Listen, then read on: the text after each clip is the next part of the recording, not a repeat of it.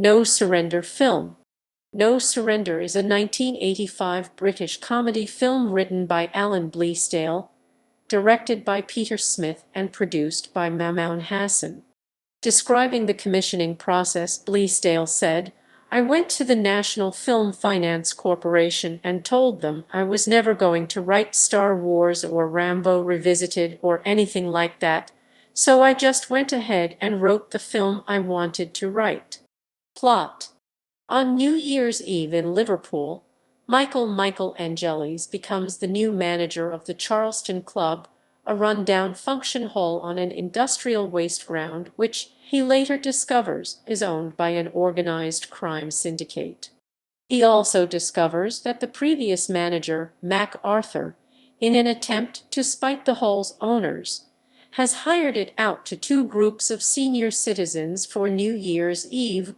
One group are hardline Catholics and the other are hardline Protestants, and the entertainment consists of a magician Elvis Costello with stage fright, a homosexual comedian Pete Price and his boyfriend, a talentless punk band, and a fancy dress competition with a non-existent prize.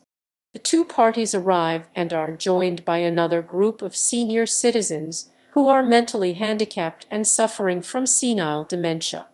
After discovering MacArthur being tortured in a back room by the hall's owners, Michael, along with bouncer Bernard Hill and kitchen porter Cheryl Joanne Wally, attempts to keep things in order amid the threat of violence in the air. As the night goes on, however, things start to go wrong.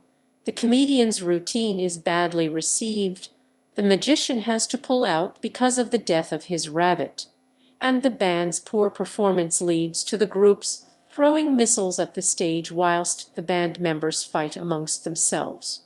Meanwhile, things begin to boil over when former Loyalist boxer Billy McCracken anally strangles on-the-run terrorist Norman Donoghue Mark Mulholland to death in a toilet cubicle after Norman makes comments about McCracken's daughter marrying out, and an Orange Order marching band arrives playing sectarian tunes, leading to a mass brawl in the toilets and the discovery of Norman's body.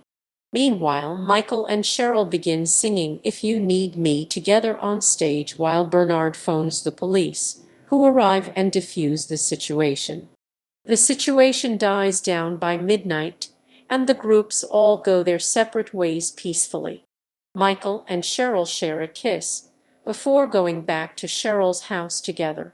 The film ends with McCracken at home phoning his daughter and asking to speak to his son-in-law before wishing him a happy new year. Cast. Reception.